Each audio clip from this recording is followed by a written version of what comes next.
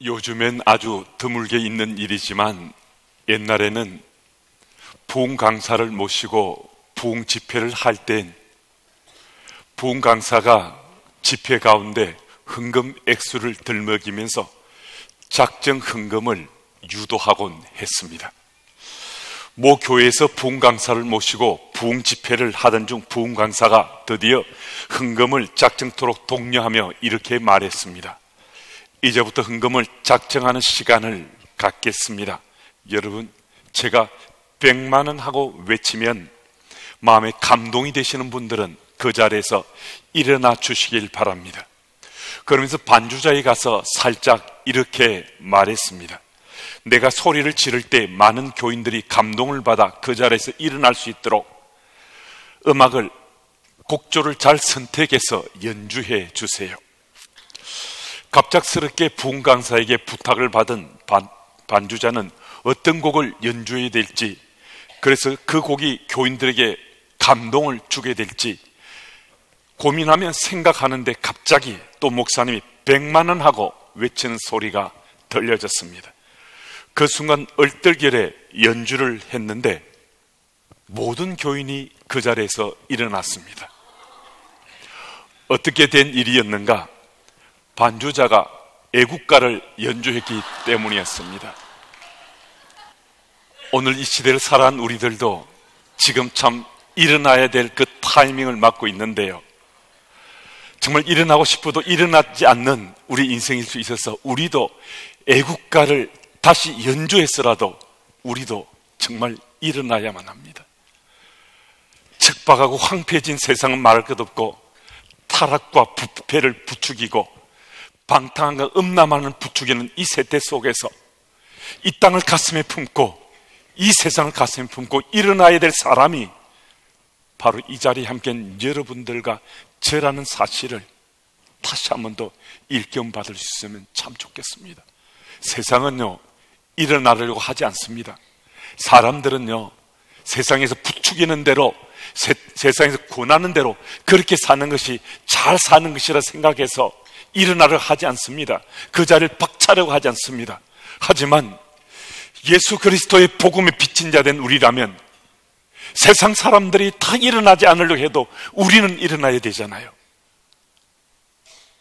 우리는 일어나야 될 터인데 하나님께서는 우리를 일어나게 하셔서 영적으로 쇠락의 길을 걷고 있는 이 땅에 영적으로 거듭나고 새롭게 될 수 있는 그 길을 열어가시는데 바로 우리 보고 그 메신저 되길 원하신다는 겁니다. 우리 교회에 속한 성도 한 사람 한 사람이 일어나서 예수 복음을 가슴에 품고 가정에서, 일터에서, 학교에서, 교회에서, 내가 속한 이곳저곳에서 하나님께서 우리의 명하신 일을 내가 능히 감당할 수 있으리라 하는 이 소망 가지고 우리가 일어날 수 있어야 한다는 겁니다. 힘들 수도 있지만, 코드가 맞지 않을 수도 있지만, 내 생각과 전혀 다를 수도 있지만 주께서 우리에게 명하셨음을 믿고서 우리가 앞장서서 세상 속으로 걸어 들어갈 때 쇠락하는 이 세태, 영적으로 마치 죽은 것 같이 무너져 내리는 이 세태에서 새로운 소망의 길, 부흥의 길이 우리 앞에 열려질 수 있다는 것입니다. 이사야서 전체의 주제는 메시아가 오신다 하는 말씀입니다. 그리고 이사야서의 전체 주제가 이 이사야 60장에 잘 요약되어 있습니다. 이사야 선지자는 메시아가 오시기 전 약 700년 전에 메시아가 오시면 이 땅의 백성들이 그의 십자가 지심을 통해서 죄에 대해서 용서함을 받고 구원받은 하나님의 백성으로 삶이 새롭게 시작된다는 말씀을 선포했습니다. 그리고 그 구원은 유대인에게서 시작되어 이방인에게도 확장될 것이라며 메시아는 이방인 빛이 될 것이다 라고 말씀했습니다. 예언의 말씀을 선포했습니다. 그런데 아주 놀라운 일이 일어났습니다. 정말 놀라운 일이 일어났습니다. 이 어둠이 가시게 됐다는 거예요. 이 짙은 어둠이 가시게 됐다는 거예요. 무슨 말씀인가? 세상의 빛이 도래했다는 겁니다. 세상의 빛이 비춰지자 이 어둠이 물러서게 되었다는 겁니다. 1절 말씀, 일어나라 빛을 발하라, 이는 내 빛이 이르렀고 여호와의 영광이 내 위에 임하였음이니라고 말씀하고 있습니다. 2절 후반부에도 오직 여호와께서 내 위에 임하실 것이며 그 영광이 내 위에 나타나리니 라고 말씀합니다. 곧 예수 그리스도가 유대 땅에 육신을 입고 오심으로 이사야 선지자가 말씀하신 이 말씀이 그대로 이 땅에 이루어졌습니다. 그래서 여러분과 저는 구원받은 그리스도인이 됐습니다. 예수 복음을 믿고 하나님 말씀이 우리에게 믿어진 그 순간부터 우리는 구원받은 그리스도인으로 살아갈 수 있게 됐습니다. 우리가 구원을 받았다면 나를 위해 십자가 피 흘려 죽으신 예수께서 이 땅에 오셔서 나의 생명을 구해주셨는데 그분을 위해서 우리는 과연 무엇을 할 것인가? 여러분과 저는 무엇을 할 수 있겠습니까? 지금 우리가 무엇을 할 수 있겠습니까? 우리는 지금 무엇보다 먼저 일어나야 합니다. 캄캄하고 어두울 때 사람이 잠들어 있는 것은 이상한 일이 아닙니다. 그런데 빛이 임하고 태양이 뜨는 환한 아침이 되었는데도 계속 잠자고 있다면 그는 게을러서 망하게 될 것입니다. 그래서 우리는 서로 영혼을 일깨워 줄 수 있어야 됩니다. 내가 먼저 일어나서 내 주변의 사람들의 영혼을 일깨워 줄 수 있어야 됩니다. 우리에게 필요한 지금 이 순간의 일어섬은 무엇보다 선입견의 틀로부터, 고정관념의 틀로부터 우리가 그 틀을 깨고 일어설 수 있어야 됩니다. 장신대학교 김운용 교수님이 쓴 하늘소리 땅의 소리라는 책에는 이런 내용의 글이 실려 있습니다. 2007년 1월의 어느 날 미국 워싱턴의 한 지하철역에서 청바지 티셔츠를 입고 야구 모자를 눌러쓴 젊은이가 바이올린을 꺼내서 연주하기 시작했습니다. 이 글의 악사는 지하철역 한쪽 구석에서 바하의 샤콘 D 단조, 슈베르트의 아베 마리아 등 우리에게 익숙한 곡들을 연주하기 시작했습니다. 그는 미국이 낳은 세계적인 바이올리니스트 조슈아 베리였습니다. 불과 며칠 전 보스턴 심포니 홀에서 있었던 그의 연주에 입장하려면 최소한 $100 이상 입장료를 내야만 그의 연주를 들을 수 있었습니다. 그는 평소 같으면 45분을 연주하면 45,000불 이상 연주비를 받았습니다. 1분에 $1,000 이상을 받는 셈입니다. 그런 세계적인 연주자가 거리의 악사가 되어서 45분 동안 거리에서 연주를 했습니다. 길 가는 사람들이 그 연주를 듣고서 바이올린 케이스에 던져둔 돈은 불과 32불도 되지 않았습니다. 미리 설치한 카메라 테이프를 분석한 결과 45분간 그곳을 지나간 사람은 1097명이었는데 잠시라도 멈추어서 조슈아 벨의 연주를 들었던 사람은 단 7명에 불과했다는 것입니다. 세계적인 바이올리니스트가 연주한 그 연주였음에도 대부분의 사람들은 거리의 악사가 별 볼 일 없는 연주자가 연주한다라고 생각하고서 그냥 지나쳐 버렸습니다. 조금만 귀를 기울여 보아도, 조금만 관심이 있어도 그가 연주하는 그 음색들은 정말 예사롭지 않고 놀라울 정도로 굉장한 연주라는 사실을 깨달을 수 있었을 텐데 선입견, 고정관념의 틀을 깨뜨리지 못하고 대부분의 사람들이, 거의 모든 사람들이 그냥 지나쳐버리고 말았습니다. 여러분, 우리가 가진 선입견, 고정관념 그것만 맞고 다른 것은 다 잘못되었다, 다른 것은 틀렸다라고 생각하고 살 수 있는데요, 이제는 우리가 그 틀을 깨야 됩니다. 내가 가진 생각이 틀릴 수도 있습니다. 내가 가진 이론이 잘못되었을 수도 있습니다. 세상은 우리 상상을 초월할 정도로 광속도로 바뀌고 있습니다. 우리 자녀 세대는 광속도로 바뀌는 세상 속에서 살고 있는데요, 지금 이 자리에 함께 하신 우리 30, 40대만 하더라도 이미 광속도로 바뀌는 세상 속에 살고 있는데, 교회만 오면 10년 전에, 20년 전에, 수십 년 전에 했던 얘기 가지고 우리 보고 변하지 말라고, 바뀌면 안 돼, 지금 젊은이들의 생각이나 행동이나 문화나 그리고 신학적 변화를 잘못된 것이라고, 틀린 것이라고 계속 이야기한다면 과연 앞으로 다음 세대는 예배 드리려고 이곳에 몇 %나 남을 수 있겠습니까? 과연 몇 사람이나 예배를 드리고자 이 자리를 찾겠습니까? 아무리 세월이 흐르더라도 복음의 진리만은 훼손되어서는 안 됩니다. 복음의 진리는 이건 변개될 수 없습니다. 하지만 복음의 진리에 관한 것이 아니라면 다 바뀔 수 있습니다. 다 변할 수 있습니다. 전혀 문제되지 않습니다. 지금까지 내가 꽉 붙잡고 있었던 선입견과 고정관념의 틀을 깨뜨리기만 해도 난 변할 수 있습니다. 나 달라질 수 있습니다. 교회 공동체에서 변하고 달라지고 바뀌는 것, 그 훈련받으면서 내 삶이 변해갈 수 있습니다. 이 변화는 말씀을 내 삶에 적용하며 살아가는 변화, 기도의 영성을 깊게 하는 변화로부터 시작되는 것입니다. 그런 변화가 내 속에서 차곡차곡 채워지면 그 후에 우리는 세상 속에 나가서 내 속에 있는 바로 그 예수 복음, 내 삶을 변하게 하신 그 말씀, 내 삶을 변하게 한 그 기도의 영성, 그것을 깊게 한 내 삶의 열매 가지고 세상 속에 예수 복음 우리 전할 수 있습니다. 내가 전한 예수 복음을 통해서 한 영혼 한 생명이 주께로 돌아올 수 있습니다. 여러분, 오늘 이 자리에 함께 우리를 일어나라 라고 말씀하시는 주의 말씀이 내 귓전에 계속해서 메아리 쳐서 이 시대를 가로질러서 예수 복음 가지고 우리가 나와 더불어 살아온 주변의 사람들, 직장 동료들, 학교 친구들 복음을 전하면 정말 놀랍게도 내 속에 있는 예수 복음 때문에 내 속에서 기도의 영성을 깊게 해서 하나님과 만남의 스티그마, 흔적 때문에 그 사람들이 돌아올 수 있습니다.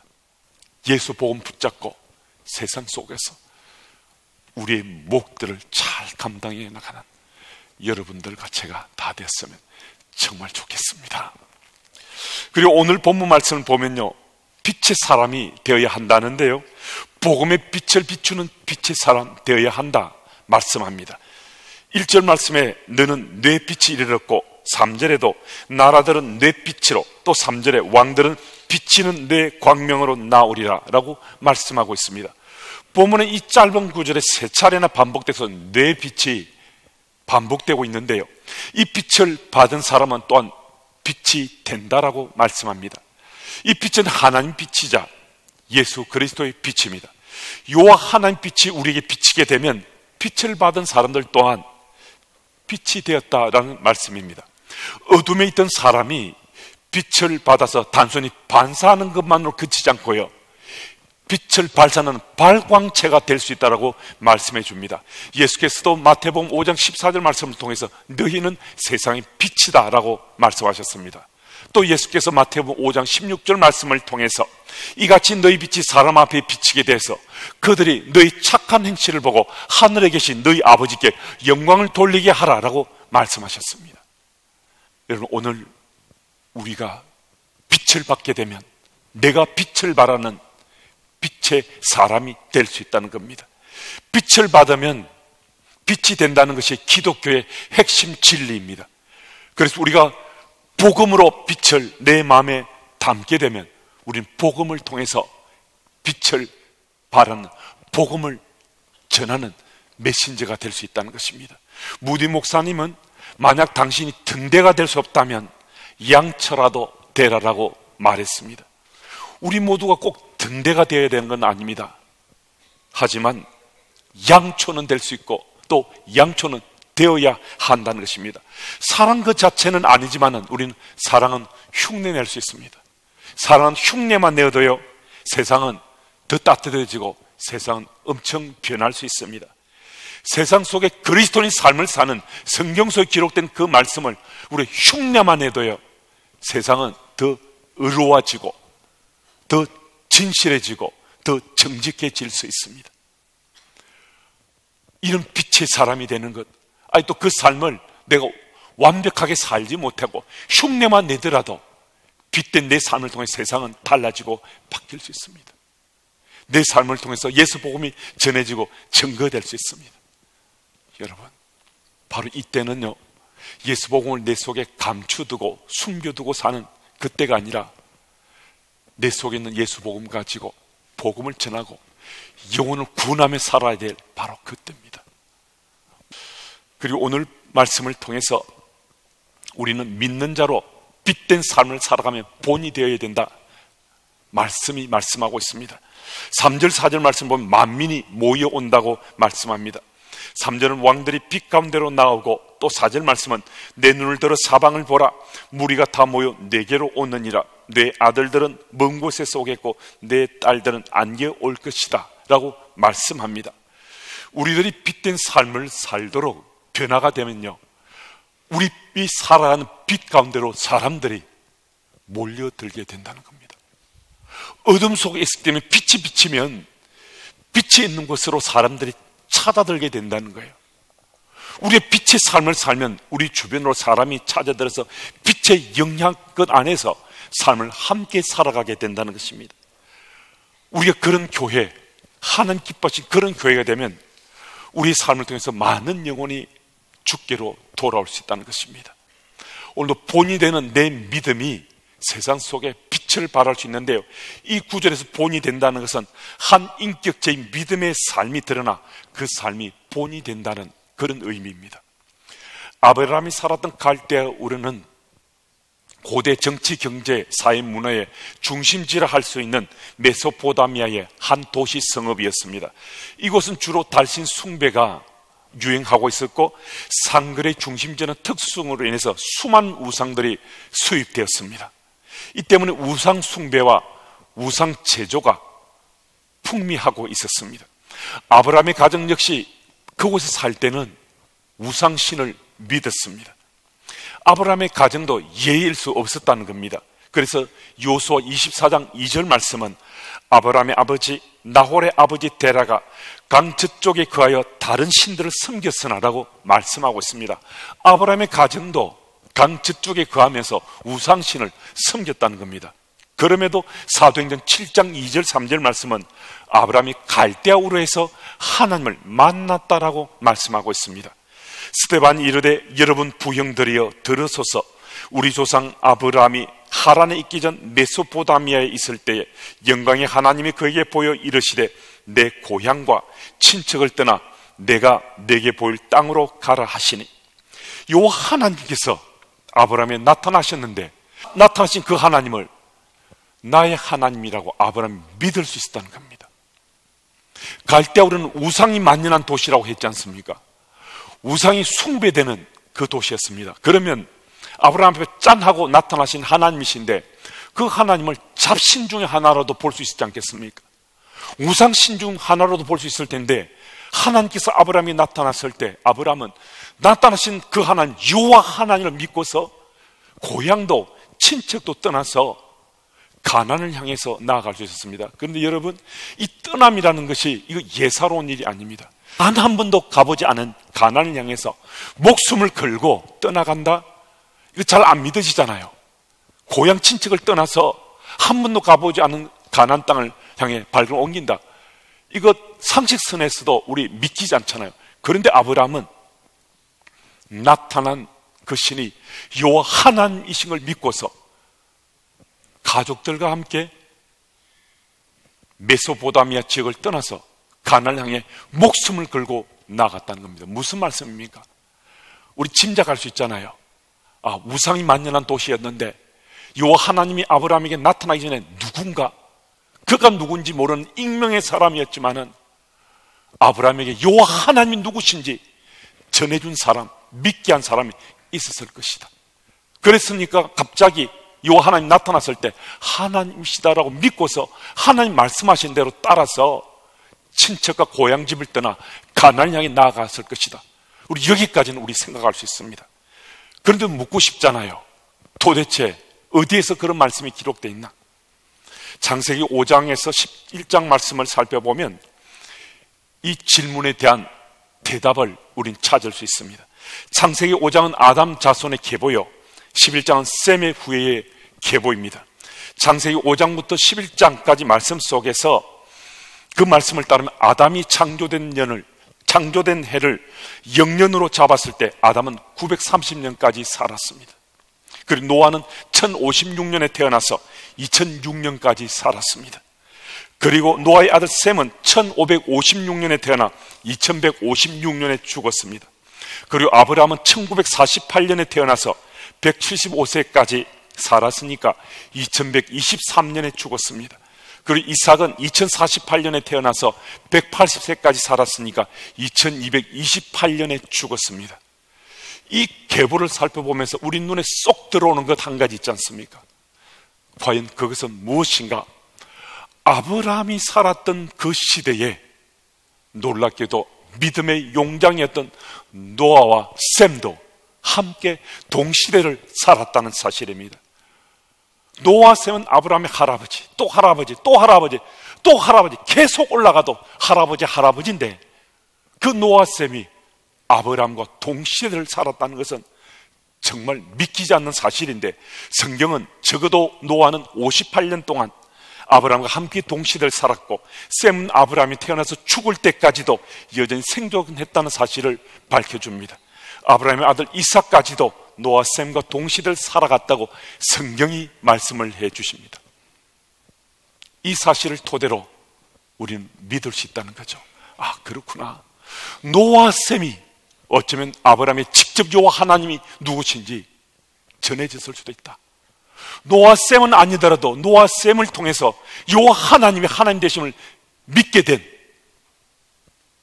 그 하나님을 믿게 된 그 사람이, 익명의 그 사람이 아브라함에게 여호와 하나님 누구신지 그의 삶으로 전해줘서 아브라함이 여호와 하나님이 누구신지를 믿게 되었다.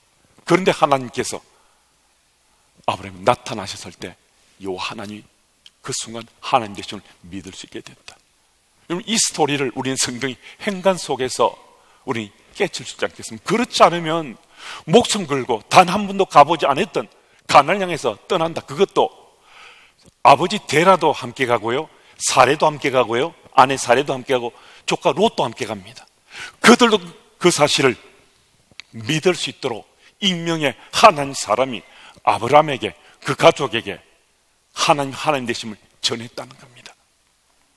여러분, 오늘 이 자리에 함께한 우리도 이미 예수 그리스도를 구주로 믿고 복음을 마음에 담고 사는 사람들입니다.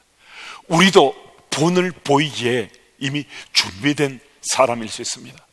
예수를 믿지 않는 사람이었는데 오늘 이 예배에 참석한 어떤 분이 계실 수도 있습니다. 예수를 믿고 싶었어. 예수를 믿다가 상처를 받고서 떠나갔다가 용기 내서 힘겹고 어렵게 오늘 교회 문턱을 넘어서 이 자리에 함께한 분이 계실 수도 있습니다. 예수를 믿은 지 얼마 되지 않은 초신자로 갓 예수를 믿은 분이 이 자리에 함께할 수도 있습니다. 여러분, 어떻게 하겠습니까? 그분들에게 우리가 바로 예수 믿는 자의 본을 보여야 되지 않겠습니까? 우리의 삶이 본이 되어서 그분들이 이 교회 문턱을 힘들게 넘어왔는데 우리 그분들에게 예수 믿는 자의 삶으로 본을 보일 때 그분들이 예수 믿고 구원받은 그리스도인으로, 회복된 그리스도인으로, 당당한 그리스도인으로 그분들이 살아갈 수 있는 것 아니겠습니까? 여러분, 다른 사람이 좋은 본을 보이기를 기대하지 마십시오. 다른 사람이 좋은 본을 보이면 나도 좋은 본 보이리라. 여러분, 그렇지 않습니다. 내가 하는 겁니다. 내가 좋은 본을 보이면 나의 믿음의 삶, 나의 신앙 인격을 보고서 우리 주변 서서히 아름다운 본을 보이는 사람들로 채워져 가게 될 것입니다. 일어나되 그냥 일어나는 것이 아니라 빛된 삶을 살기에 일어나서 복음의 빛으로 그 빛을 바라고자 우리 삶의 소원을 주님께 올려드리면 우리는 일어나서 빛을 바라는, 그것도 복음의 빛을 바라는 하나님의 말씀의 통로, 주의 일의 메신저들 다 될 수 있습니다. 우리가 살아가는 우리 삶의 현장에서 복음을 전하고 영혼을 구원하며 살아가시는 예수 믿는 그리스도인의 삶의 열매 꼭 맺으시기를 예수 이름으로 축복합니다.